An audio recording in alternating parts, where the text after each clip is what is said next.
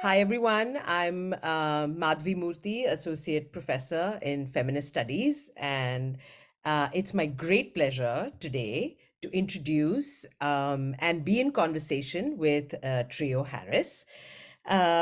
Trio graduated from UCSC in 2016 with a double major in feminist studies and critical race and ethnic studies.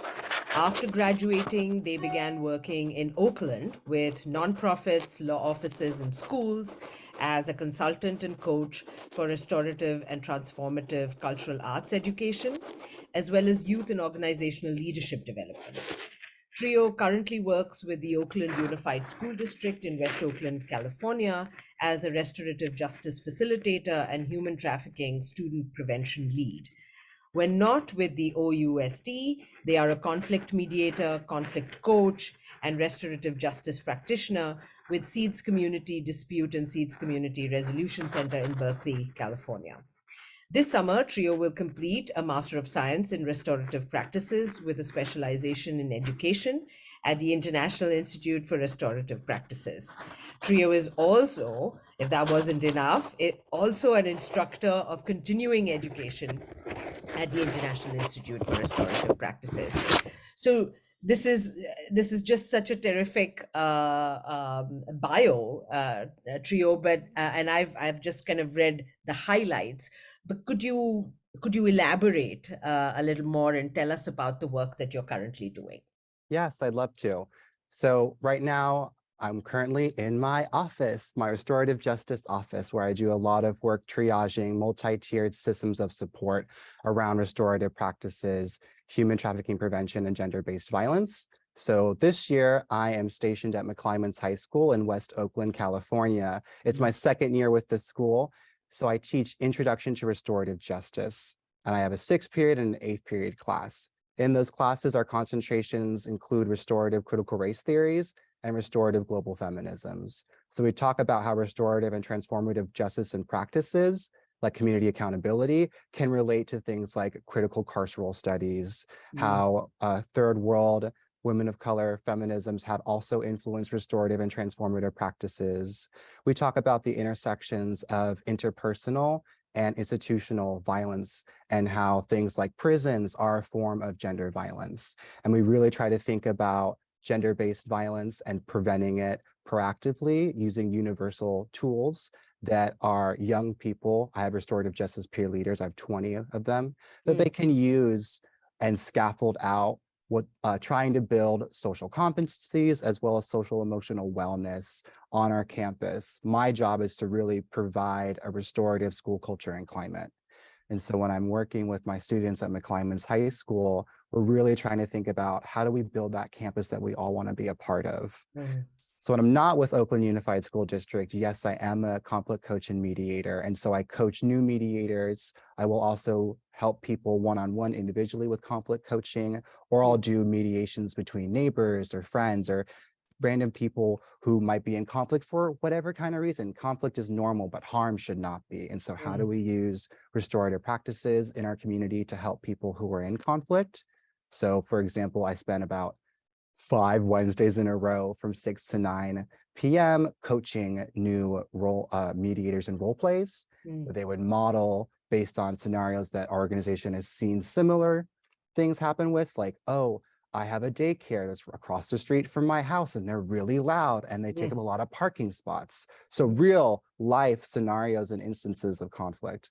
And when I'm not doing that, I am earning my master's and I'm working on training adults and administrators, anyone who's interested in restorative practices and restorative justice.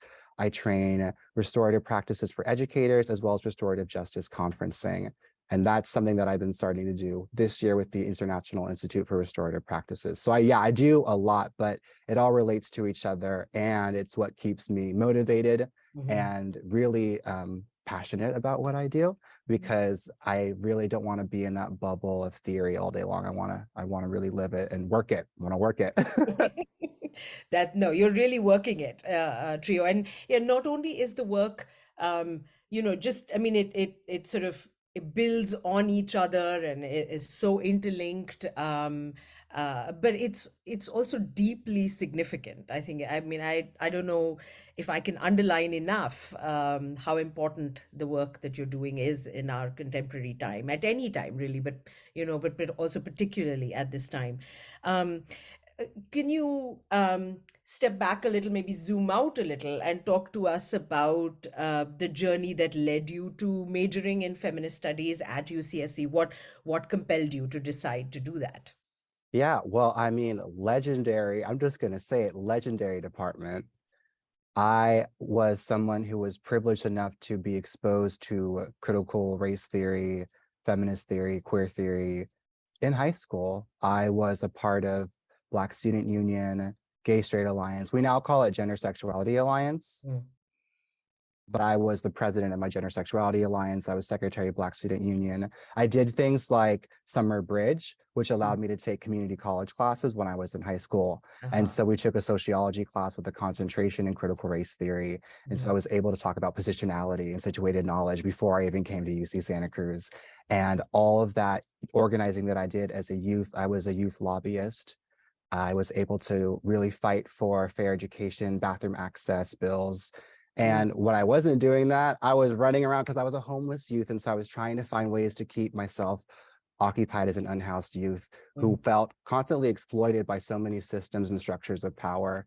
And so because of that, when I was applying to school, Santa Cruz just really stood out. I was so in love with the work of Bell Hooks and Audre Lorde, and of course, Professor Davis. Mm-hmm. And so many just, I'm just going to say it, legendary feminists have been either in the feminist studies department, or they went to Santa Cruz, or they've come by. Like Lisa Lowe came by twice when I was an undergraduate, and that was so magical to be able to sit in a room with Lisa Lowe and then to have her recommend graduate schools to me. Mm-hmm. So I already knew about the amazing, magical, and nothing's perfect, but it really, to me as a 16, 17-year-old, it was like, wow, not to glamorize something, but it really was so amazing to be able to have a space where I could look at critical theory Mm-hmm. and grow and read and be intersectional, intertextual, dialogical, dialectical, all those things, and be in conversation with Mm-hmm. other feminists. That was like the most exciting part. And so that's what I looked forward to.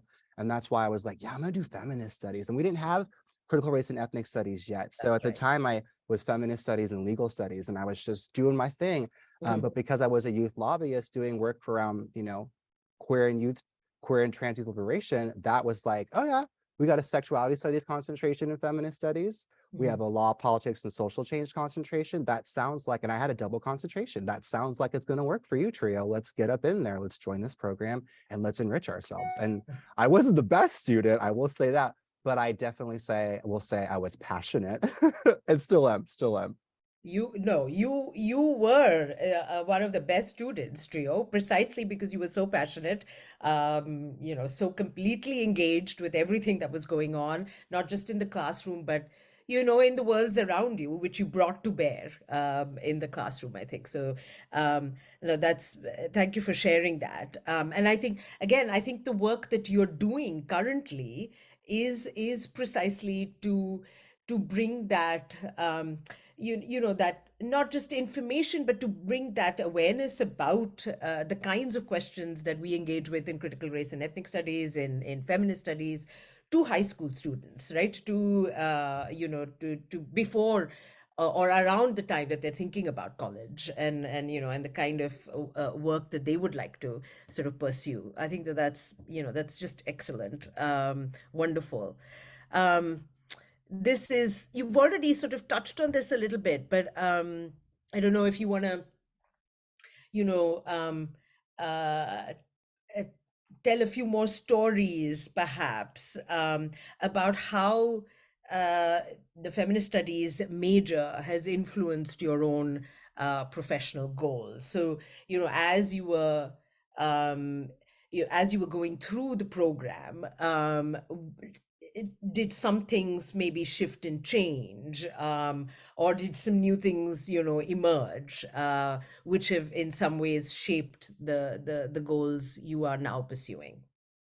Yes, I love this question because anyone that knows me knows that I study schools and pedagogy. And so for someone who's interested in the feminist classroom, and I really push now to think about the restorative neurodiverse feminist classroom. What does that look like? How do we explore that? Whoa, where's the interplay in that? How do we embody that knowledge? But the point I'm making is that I was able to read about things like poisonous pedagogy. And I was just rereading Teaching Critical Thinking by Bell Hooks. And I read the teaching trilogy as an undergraduate and used it in my thesis, and to be able to talk about poisonous pedagogy versus decolonial pedagogies. What does it mean to have feminist critical race pedagogy? What does that look like? What does it mean to use fugitive pedagogies? And not just for the sake of buzzwords. Everyone that knows me knows I love my buzzwords, but to actually embody those things and talk about it with young people. So when I was an undergraduate, I didn't see a lot of people actually talking about schools as a site of study. And not to glamorize the school, but the school, and for me especially, the educational industrial complex is so important to look at. And I didn't have that many peers in feminist studies or ethnic studies that were doing that work. We had an education minor. So Cindy Cruz was so wonderful and took me on and helped me write my thesis. And I was able to learn so much by studying pedagogy in feminist studies because of the way that we think about affect, for example. Affect is so essential to restorative practices, and Indigenous feminists have offered us a way to really look at affect and think about it. And of course, there is no restorative justice or peacemaking without Indigenous communities having built that understanding, because it's not just about getting in a circle, it's a lived spiritual experience. So I got to actually learn a lot about critical pedagogy, like where did critical pedagogy come from? Who are the foundations? Who are the people that I want to put in my canon? So now when I am doing work as a graduate student, I have a canon of thinkers that I just go to. And it's so nice to have my own canon versus like, okay, so these groups of people, when they're talking about pedagogy, they might be using other thinkers. Maybe they're not using Freire or Boal. Maybe they're using other people outside of Bell Hooks. Maybe they're not using Eve Tuck. Like I'm naming all these people that are, critical pedagogists, but we all work so differently. And so in the department, I got to actually see that, oh, I'm different, like through my own research, even though we need to decolonize research, through my own, because you have to do research in academia, but through my own research, I saw my difference and I saw the meaning in the work I was doing. And I never felt so, like, I guess, proud of myself until I actually started doing my own research. And I was like, oh, wait, I do have things to say, type. Absolutely. That's so wonderfully heartening to hear, Trio. And I think I really like what you're saying about sort of building your own canon, I mean, in so many ways, right? Feminist studies as a discipline is anti-canonical in a sense, in that, it is thinking about, it is deeply invested and wants to ask the question about how canons come to be, right? And that becomes the power knowledge question. And yet we're all working, we're all working with reading lists, and we're in conversation with with different scholars, with different interlocutors, and so to think about it as the many canons, right? And that you can formulate your own. I think that's, you've put it beautifully there. So I want to change the order of our questions, because I think this leads from what you just said. So what would you say was the most important thing that you got out of the feminist studies major? I mean, would you say was this kind of thinking about pedagogy, um, or something else? I mean, definitely how I thought about pedagogy, because the professors always pushed me. But I also will say I was so grateful to be able to have my own individualized professional development. I was able to take at least 3 independent studies. I was an undergraduate research assistant. I'm not trying to brag. I just want to make it really clear. That's a lot of privilege. I want to check the privileges that I was able to have afforded to me, while also saying I took advantage of what was available to me. And I was able to grow into the intellect that I wanted to be. I was an undergraduate student instructor. I got to teach my own class on Black feminist arts and how the Black feminist cultural arts movement really impacted pedagogy as we know it. And we talk about understanding and learning. We can't do that without, that's why cultural arts is so important to me. So I was able to really grow into the feminist I wanted to be. I was able to really lean into my own strengths. I was able to read whatever books I wanted to read because I was doing an independent study. And of course, I was always getting feedback and I was getting commentary like, well, Trio, maybe we shouldn't conflate schools and prisons, especially if we're talking critical carceral studies. What if we look at linkages in how carcerality emerges and how that toxic traditional culture of carcerality can have certain linkages, but to call a school a prison. And now that I'm 28 and I'm like not, thinking about, oh, let's just make everything similar. Let's make it all the same. Well, we can also look at difference and linkages without having to make everything be the same, because then we're just saying like, oh, well, prisons are the same as slavery. No, they're not. So I began to actually push deeper and be like, okay, well, what are you actually trying to say? What I'm trying to say is that the school is a site of colonization. Okay, great. What else are you trying to say? I'm trying to say the school is a site of disempowerment and disenfranchisement in the public school model. But what can it also be? And so that allowed me to look at the freedom school model and really figure out, okay, so Trio, you want to start your own freedom school one day. Like that's your dream. That's your goal. That's your life. And not just one, but like several. And like, they're not just schools, like they're community. So I have to think about like, who am I? How do I talk about positionality and situated knowledge? And like, I got to actually sit and position myself. And it was so empowering to be like, where am I positioning myself? We talk about moving from margin to center. I got to see myself move from margin to center. I was like, whoa, I'm moving. And that was really empowering. Moving from margin to center. I think that's great. That's our little headline, I think. As a,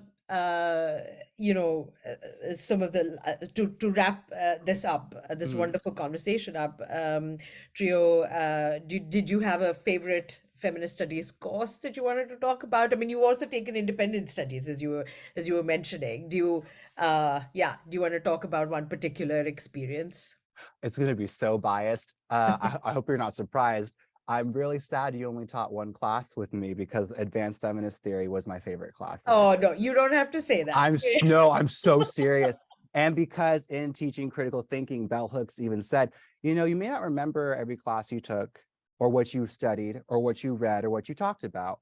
But if your professor or teacher had decolonial pedagogy and moved away from poisonous pedagogy, that class is going to stick with you. And I was like, oh yeah, of course, advanced feminist theory. Why? Because day one, you came in and you told all of us, do not let theory scare you. Do not let theory seem so inaccessible. Theory can be violent, epistemically, discursively, but it doesn't have to be something that you alienate yourself from. And you encouraged all of us to also rethink what we saw as theory.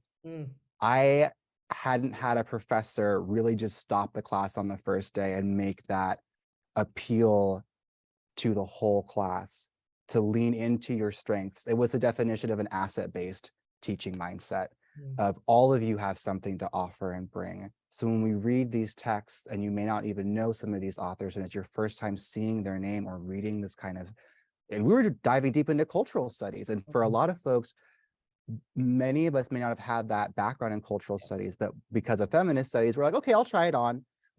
But because you as an instructor, as someone rooted in decolonial pedagogy, you help me be like, yeah, no, of course I know what I'm doing. But it's also nice to have a teacher affirm the whole class and say to everyone, and also the attention to detail and care that you gave to the class, the amount of interdependence in that classroom.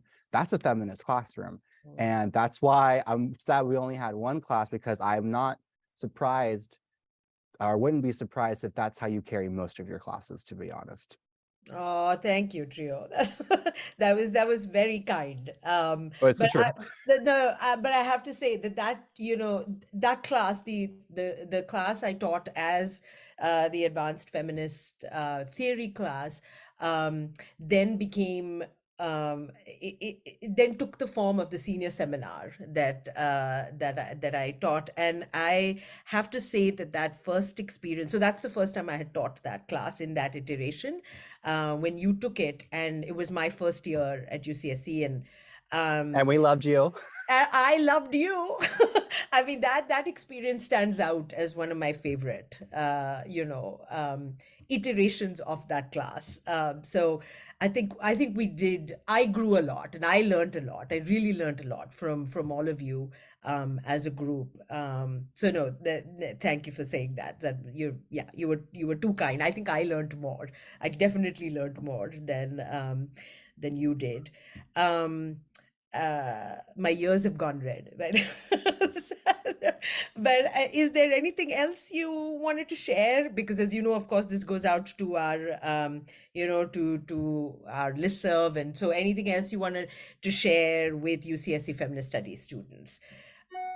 I just wanted to say to all the students in feminist studies that I know it can be difficult sometimes because we can kind of silo ourselves because we're so stuck in like our own bubbles. Mm-hmm. So I just want to remind folks, lean into the community, find people, find peers to build you up. It can be really easy to feel overwhelmed and under-resourced. There are so many things going on in the world, so careless and so unkind, that I just want to encourage students and peers to lean into each other. We're really all that we have. And I probably wouldn't have made it out of feminist studies, not because of the department, but because of the university and academia and neoliberalism and those neocolonial regimes. I would just encourage people to take care of each other because the system will not take care of us. Mm. And so it's kind of like that idea of we have nothing to lose but our chains. And so if we could just lean into each other, I would encourage the students to really, if you haven't made at least one friend in feminist studies yet, I'm surprised, because that's where I was able to make so many still to this day friendships.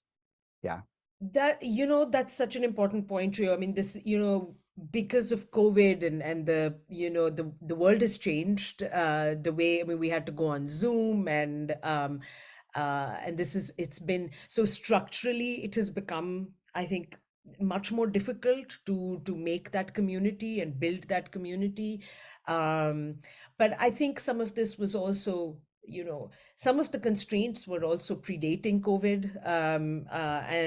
So I think, again, I want to underline what you just said. I think it's you and your peers, I think, did an excellent job of that, of building your own communities. And I think we should underline that, and we as a department should also lean into that, enabling those communities to be formed, because I think you're absolutely right. It's what gets you, through the program, through the academy, through, and takes you, gives you wings, I think. Yeah. So no, that's great. That's wonderful. Thank you so much, Trio. It was, as usual, a complete pleasure to talk to you. I hope you stay in touch with us and let us know about all the wonderful things that you continue to do as you move through your life. Thank you. And thank you so much for having me. Bye, everyone. Bye.